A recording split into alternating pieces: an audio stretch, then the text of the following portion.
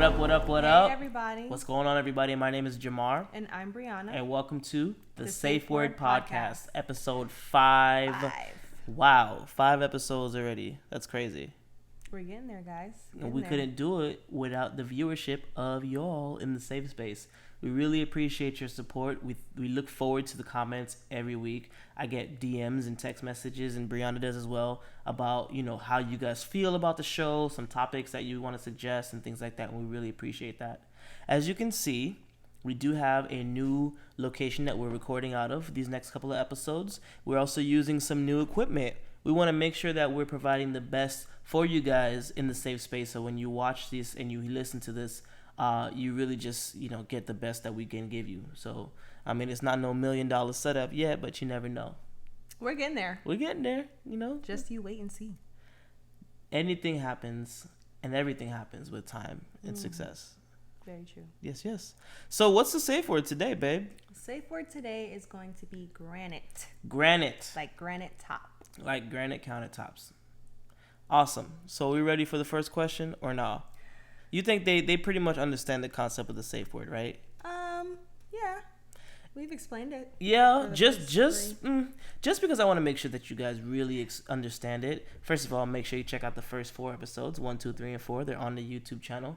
But the concept of the safe word is basically a place that you can discuss topics that are thought-provoking, maybe a little challenging, maybe not necessarily suitable for groupthink. You speak your mind. If you feel like you have something that's going to be opposing to what other people think, you drop that safe word. We can't judge you for it. You speak your mind. This is a safe space for a reason.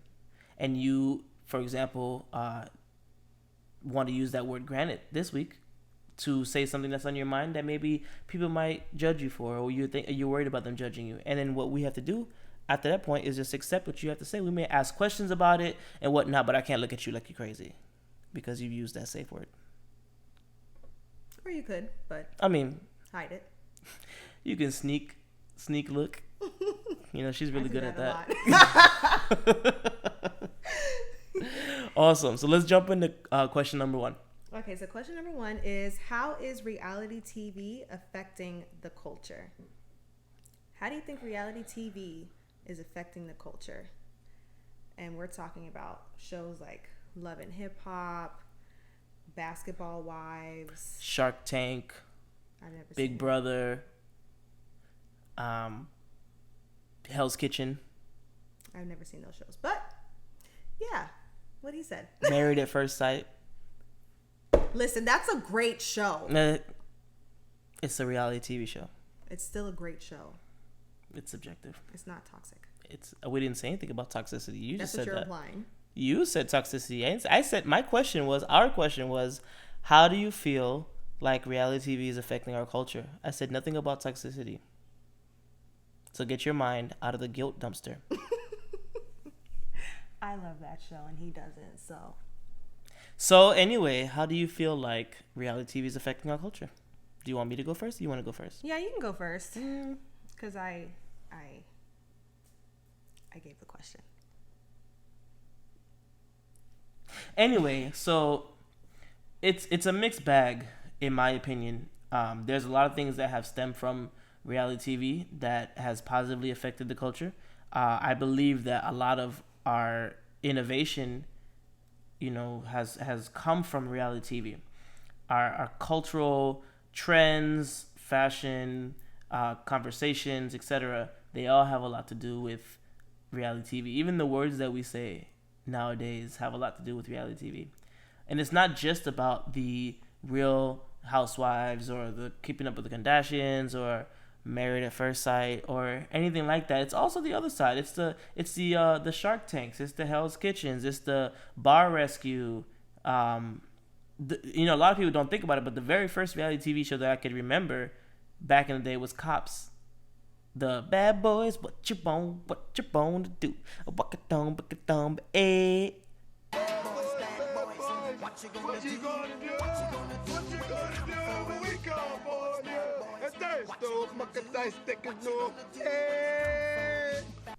No? That's not how that goes, isn't it? Bad boy, what you gonna do? What you gonna do when they come for you? Yeah, the intro is bad boys, what you want, what you want. I never saw the intro. I just remember that part. I wasn't allowed to watch that type of stuff growing up. Anyway, so that was but then how do you know about it? Because I used to hear my parents watching it. I used to hear the theme song. So you was lurking when you should have been sleeping. Not at all. We just have very thin walls.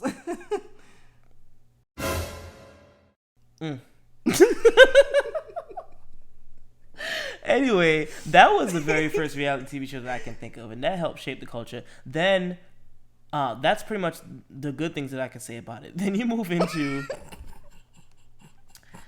the Flavor of Love era, and I've never seen that either. I believe that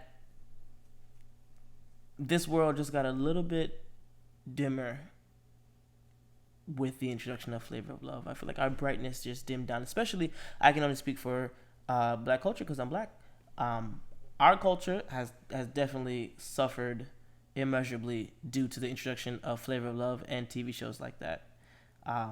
When it comes to the housewives, the basketball wives. It's not just black people that suffer, but we are the ones that are kind of on the forefront of stupid reality TV shows. And I feel like, unfortunately, it's more popular to utter reality phrases than quotes from books and things that you can actually learn from.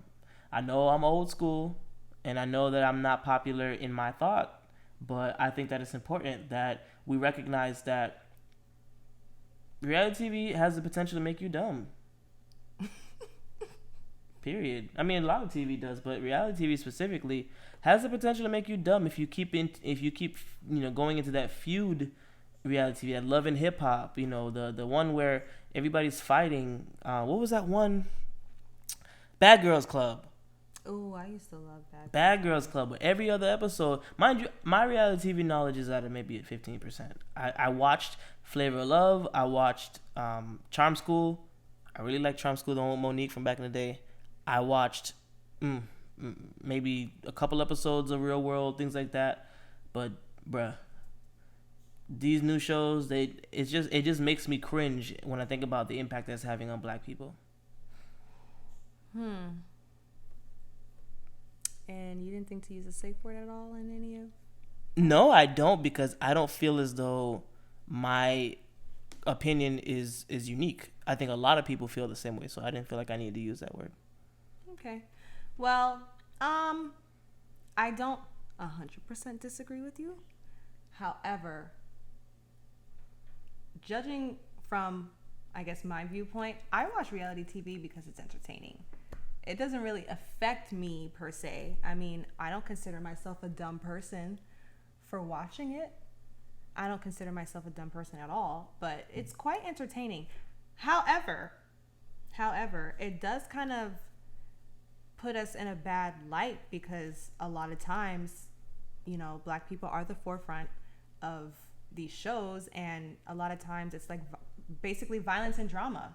And for someone who doesn't really know, I guess, black culture too well, they might get the wrong idea. So might. They definitely will. Might get the wrong idea. They get might the wrong idea. So I guess it has its pros and cons, but I really enjoy watching it. I can't even lie. It's entertaining. I think people enjoy watching reality TV in the same way that people enjoy soda or cigarettes or meth. What? I would imagine. Like, it's not good for you, but it provides an addictive type of feeling, like a dopamine, so to speak. It's almost like people take comfort in knowing that other people's lives are probably a little bit more messed up than their own. And I think that that's a sad state to live in if you're consistently comparing whose garbage smells worse, mine or the neighbor's. I think that's reaching a little bit, but In what way? I don't feel like people watch it to feel good about themselves and know that their garbage doesn't smell as bad as these people on TV. So what do you think? I just think it's strictly for entertainment purposes. Like I said with me, it's entertaining, so we watch it. It's entertainment. It's entertainment, but it's like I'm saying. So yeah, it's entertainment. It kind of relates to social media. I mean, you're seeing this type of stuff in social media too. Like, but you don't think that with the introduction of something, like once you bring something to light, you can't unbring it. You can't unsee it. Like once there is a precedent for some precedence. Yeah, precedent. Once there's a precedent for something, then it's like it's gonna eventually become normal. So once there's a precedent for people randomly fighting and being trashy on TV, then the next show that comes out, it won't be groundbreaking. People will get used to it. So it's like it comes to the point. It goes to the point where with Flavor, I'm going back to Flavor of Love because that was one of the first ones that I really watched every episode for back in the day. With Flavor of Love, it brought out so much. So many elements that are in reality TV now, and so many bad elements at that. And it just, for me, I consider myself an academic person, just like Brianna. I am on the opposite side of the spectrum. I think that it's abhorrent. I really don't like reality TV. Yeah, I'll laugh at a meme or two, but I'm not laughing with them. I'm laughing at them. And I think that there's a clear distinction with that. I don't want to have people, especially non-black people, laughing at us. And again, I'm focusing on the black reality TV shows. I don't want other people to be laughing at us like they're never going to get it together. They're always going to be like this. And unfortunately, a lot of people don't realize that that's not an accurate depiction of black culture. But also on the other side of the coin, a lot of black people perpetuate that culture because they don't realize that they're more than just what they see on TV. It's a slippery slope. You go in the hood and people really do talk like that, and people really do fight like that, and people really do believe in those type of things. And then you go on the other side and you may be in the same hood, but you may be in another block, and they know that that's ridiculous. But unfortunately, people who are watching are not going to be able to tell the difference between someone who is classy and someone who's trashy. I think you can tell the difference by appearance. I feel like you're holding back. I need you to say what's on your mind. Cause you're like really, like, you know, when white people want to like when it pass by you and they give you that. I just feel like it's not that serious. Like I feel like you can watch something for entertainment purposes and it not really affect you in that way. You know, like I just. You're giving me a look. I'm listening. That's how I feel. I feel like you're making it such a huge deal, and I don't feel like it's that big of a deal. But that's just me. And like I said, I'm just going off of my experience because I watch reality TV strictly for entertainment purposes, and that's really it. It doesn't affect me. It doesn't affect the way I think. I mean, it's entertaining. It's funny. That you think of. Consciously, it doesn't affect what you think, but subconsciously, it might. I highly doubt that. I don't think, and maybe this is something that we might talk about one day on another episode.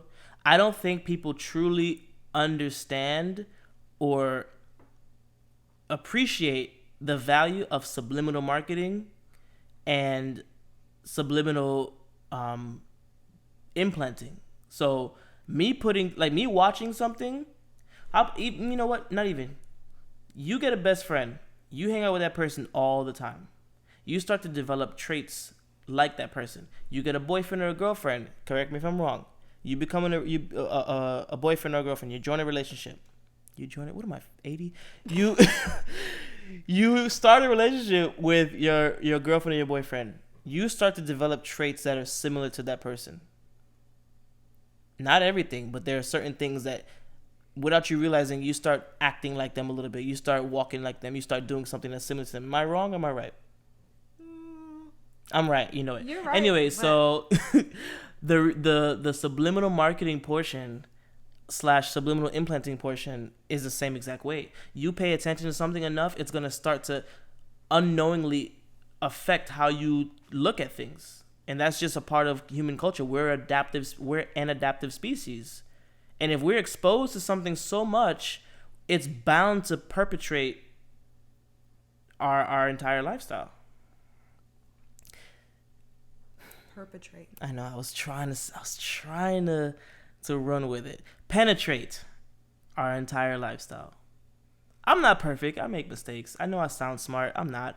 But Yes, you are, baby. oh, thank you, honey. I'm all right. But I make mistakes like everybody else. It's that reality TV. I blame them. Oh my gosh. Okay. What do you guys think? In the safe space, how do you feel about reality TV? How do you feel like it's affecting your culture? Do you think that it's harmless, like my counterpart here says, or do you think there's something more to it, like a lot of people believe? Let us know. Please let us know. Let it snow. It's almost Christmas time. Let it snow. Anyway, let's move on to question 2. Question 2. Do you have anything else to say? I think I After said my your piece. spiel? Yeah. I think I said my piece. Okay. All right. And another stuff. Anyway, next question is, who do you think has stricter parents? Which culture, or which would it be? Wait, would it be race or ethnicity? Race, right? Race. Race? No, I'll say race. Which group of people? This is sad. Which group of people? This is sad. Okay, which group of people do you think has the stricter parents? Asian, Black, or Latino parents? I'm pretty sure that's race. No, I don't want to get into it, but there's really only 3 races in this world. Okay. Which group if you study culture and society, then you'll know that there's only 3 races in this world. It's Mongoloid, Negroid, and Caucasoid. Caucasoid. Okay. Ooh, you're so smart. Look at you. Yeah. Okay. Anyway, which group of people do you feel have the strictest parents and the strictest upbringing too? So, what do you think? I think it's the Asians. Okay.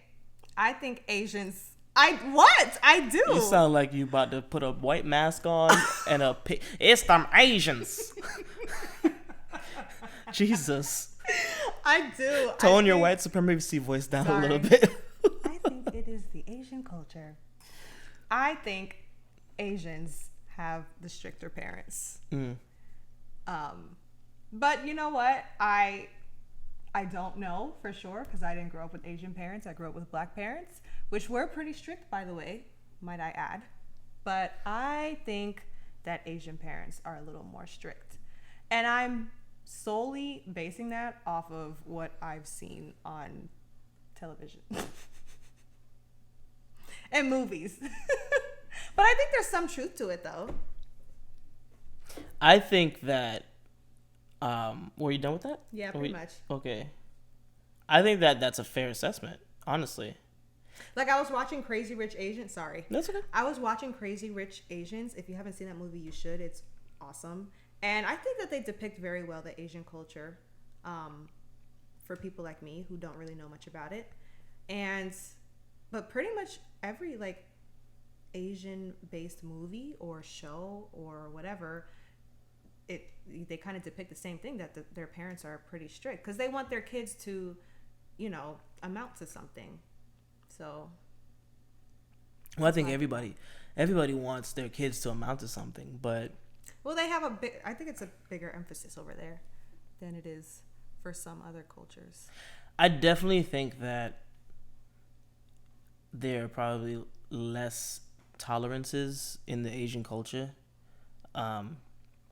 But also the Asian culture itself, and when I say Asian, let's break it down, Chinese, Japanese, Taiwanese, Korean, etc. Filipino. I truly believe that they do a really good job of, I guess, teaching their children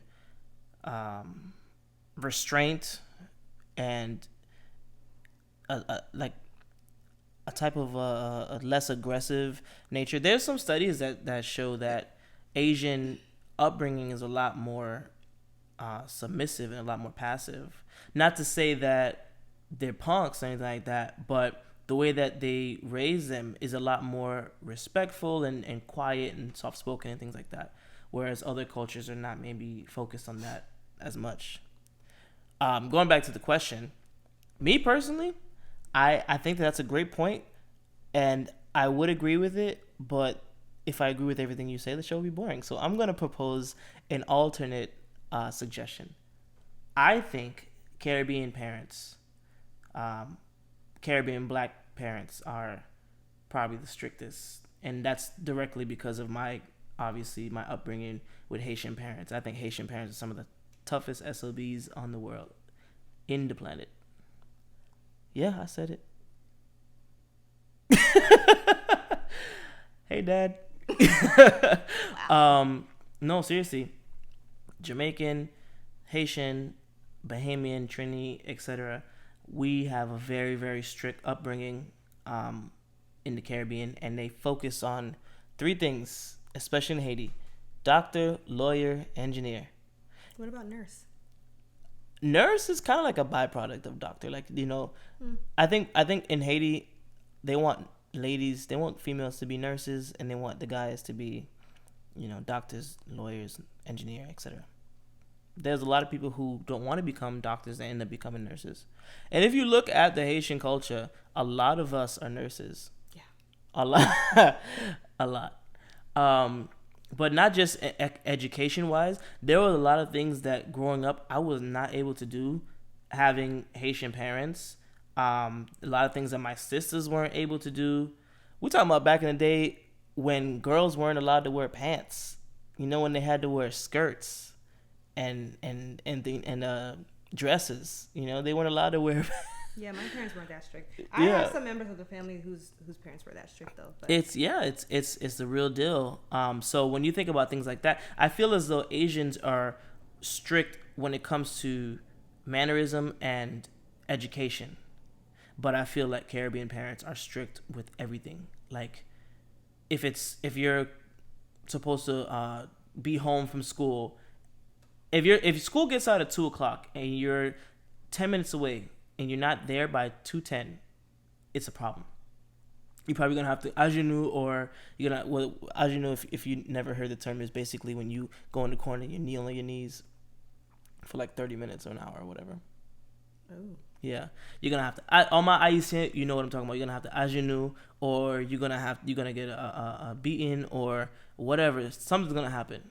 And maybe things have changed now that it's 2019, but I highly doubt it.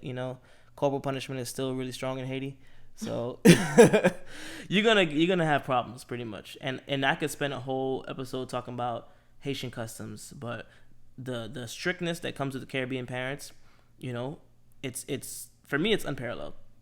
But I think those are two great examples of strict culture. And forgive us if we are offensive in this next subject, but I just don't see it from a lot of different other cultures. I mean, we talked about Latino, we talked about Asian, we talked about Black. There's another culture that we didn't really talk about, and I feel it's because maybe they're not as strict, with their upbringing as these other cultures are. And a lot of those cultures have to be twice as good to get, half of what, let's say, white folks get.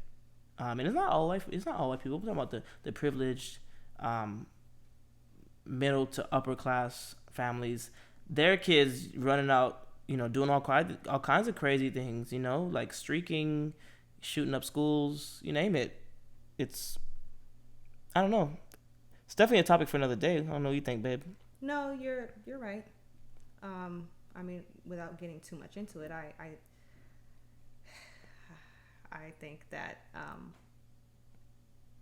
some other cultures are a little bit more strict and less tolerant than others. And that's just where I'm going to leave that. Yeah. What do you guys think?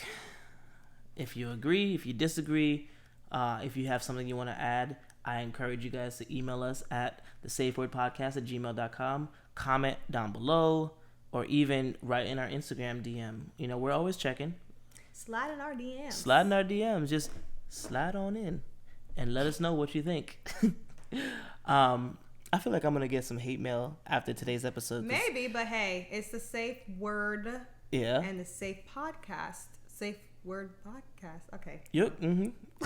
Listen, I support. Y'all know what I'm trying to say. I support what you're trying to say. It's a safe space for a reason. All right? All right. And I feel the way I feel, and I said what I said. Thank you for keeping me in check. I said what I said. Who was that? Nene? I don't know. I don't watch reality TV. Anyway, last question. Last question of the night. Is. Sorry. Okay. Did you guys see the way he looked at me? It's just so this mic. Okay, time out for a second. This microphone is sensitive. It picks up everything. That's why we don't have the little microphone anymore. And every time she goes like this or anything like that on the table, I'm just like, oh my gosh, because it's gonna pick up. It's gonna be a pain in the butt to edit the sound out. I move a lot. She does. It's very hard for me to stay still. She's extremely antsy. Yeah, I am.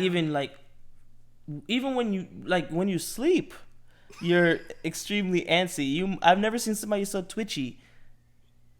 He's just putting all my business. I'm just saying, you're a twitchy girl. I'm a twitchy girl.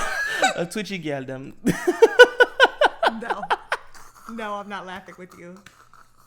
Moving on. Anyway, the last question. It's funny that this is our last question. Yeah. It's kind of coincidental, but yeah. Our last question is, how do you resolve relationship issues? How do you resolve relationship issues?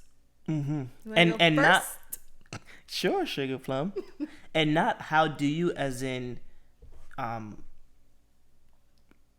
like what's 2 + 2, not actual in a question like that, but how do you personally resolve your relationship issues? So for me, well, I will say I try to exercise wisdom and patience. I never considered myself a patient person growing up, and in many aspects I'm still not a patient person. And I can honestly say that I know that I am a patient person with certain things because of this relationship, because I've had to grow in certain ways, and so patience and wisdom, I think, are good ways to deal with relationship issues. Knowing not to say certain things that are on your mind in the heat of the moment, because they're gonna cause, long-lasting and sometimes permanent damage. Sometimes biting the bullet and just apologizing for whatever transgression, whatever issue you guys have, even if it's not your fault, even if it's not that big of a deal. What's more important, you being upset with that person, or you being right? That's just a couple of my things, and I'll probably add some more stuff later, but what do you think? I don't want to take up all the answers. Yeah, I mean, I agree with you. I was making faces before, but he's pretty patient for the most part. He's pretty patient with important stuff. Little stuff like me putting my hands on the table, he's not so patient. Just keep it real. Keep it a buck. How I resolve relationship issues, I think I'm going to piggyback off of what you said about not saying what's immediately on your mind in the heat of the moment is super important, because at the end of the day, we say things that we don't necessarily mean when we're upset or angry, and we 99% of the time always regret it. later on. And it's like, dang, why did I say that? You know, I didn't really mean it like that. So I think it's better to exercise patience and restraint with that. It's easier to do that than have to pick up your pieces, your broken pieces later on in the relationship. It saves you time and energy, even though it feels difficult at first. But definitely that communication, which is definitely something that I'm learning, that I've learned in this relationship, is super important. Communication is really key. I mean, I know it sounds cliche and everything, but it really is key. It really is important, because your partner is not a mind reader at the end of the day. Like, even though it would be so much easier if you could just read my mind. Mm-hmm. But trust me, there's things that you wouldn't want to have read. That's true. In your mind or my mind. I wouldn't want nobody to be in my mind. Don't be in my head. That's true. But yeah, especially for us ladies, you know, we love to get upset and not say why we're upset. And I mean, they should know why we're upset. Duh, they should read our minds, you know? But it's not, you know, the best thing or whatever for the man.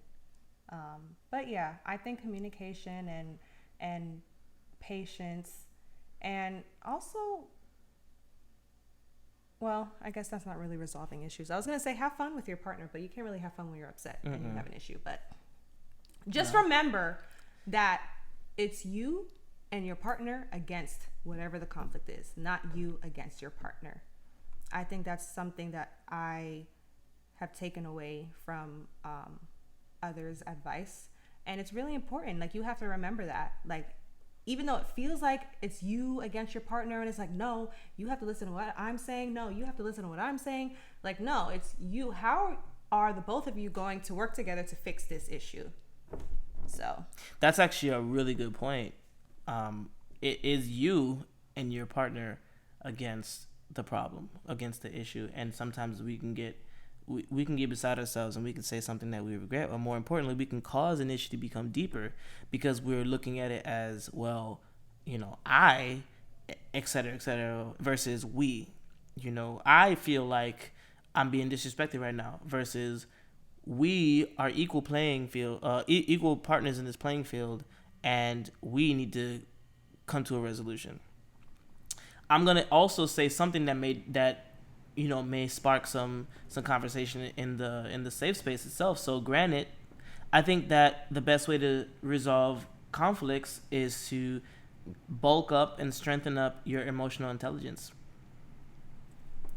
I think that we sometimes are emotionally ignorant, and that causes a lot of issues in our relationships and in our own personal life. So for example, rather than understanding when it's a good time to keep something, you know, to yourself, or when it's a good time to not purposefully be annoying, or when it's a good time to swallow your pride and just come to the other person, those are all things that come with gaining more emotional intelligence, being able to really put yourself in that person's shoes. It's not always about you and what your feelings are. I feel disrespected. How are you going to try me like that? Versus, well, maybe I did something that could have been handled better. Maybe I didn't handle this situation the best way, and I need to express to him or her that I could have done things better.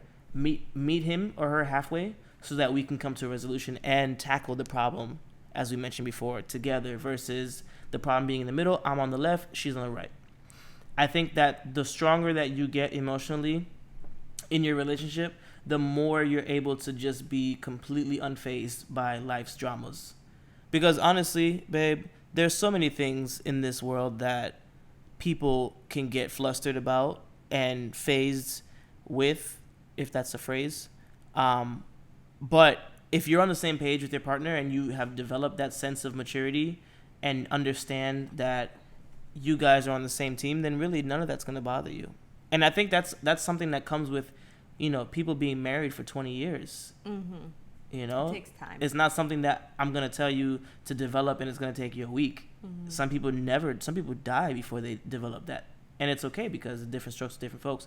But I will tell you, in my personal experience, the best way for you to resolve conflict and to avoid conflict is to make sure that you're putting your partner's needs at the same level, if not higher than your needs.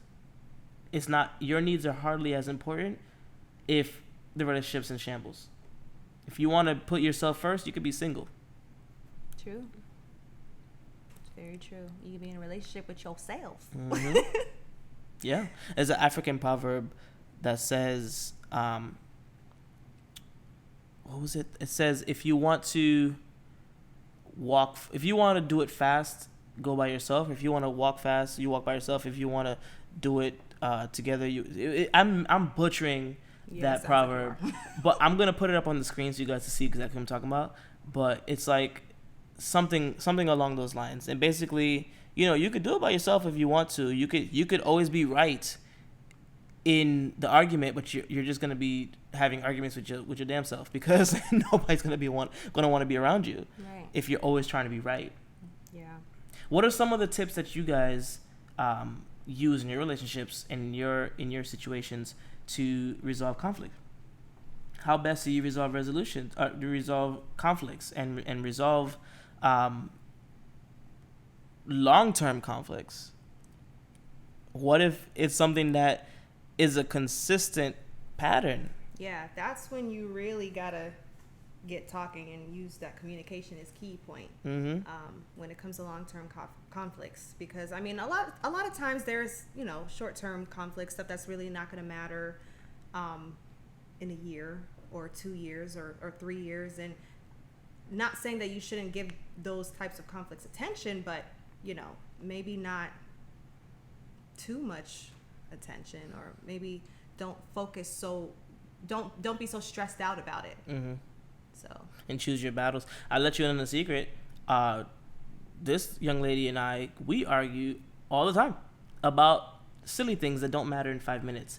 But it's something that we've learned from. I think it's almost like it was necessary in a lot of our early months. We used to argue. We used to bicker about the littlest of things, and it'd be so silly. And then 2 minutes later, 30 minutes later, we're talking about it, like, why were we so bent out of shape about that?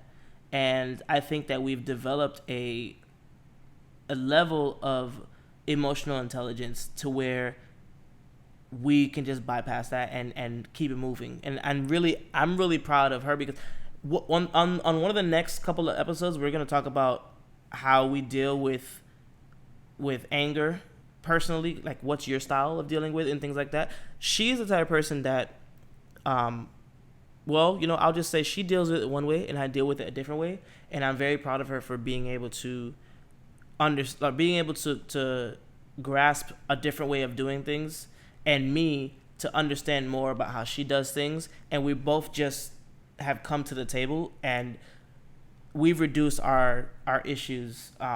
And when I say, I'm just not like we're in therapy or anything like that, but every relationship has issues, but we've been able to reduce our issues a lot by just really focusing on coming to the table and trying to meet each other halfway and resolving issues before they become issues. But yeah, I don't want to and also understanding each other's love language, but also what makes us tick. I feel like in the beginning of our relationship we were still figuring that out, and I feel like we have a much better understanding of that, and we're kind of able to navigate around that. Yeah, I agree. And yeah, like I was gonna say, I don't want to talk too much about that, because I do want to spend some time in a future episode, and we are running out of time in this episode. But I think that it's super important that you recognize what is important to stand by, and what is okay to just let go, because you're gonna make yourself go into catatonic state by you arguing over the smallest things, and you're gonna make your relationship a lot smoother if you can just learn to let things go. Let it go, let it go. La, la, la, la, la, la, la. Anyway, so we are really excited to continue this podcast with you guys. I feel like it's honestly teaching us a lot, and we can't wait to see how this plays out for the rest of the season. Is there anything else you want to say, babe? I have a beautiful singing voice, and he doesn't acknowledge it. That's all. So, my name is Jamar. I'm Brianna. And we want you guys to have a great night. And we love you. Hopefully you never have to hear her sing live.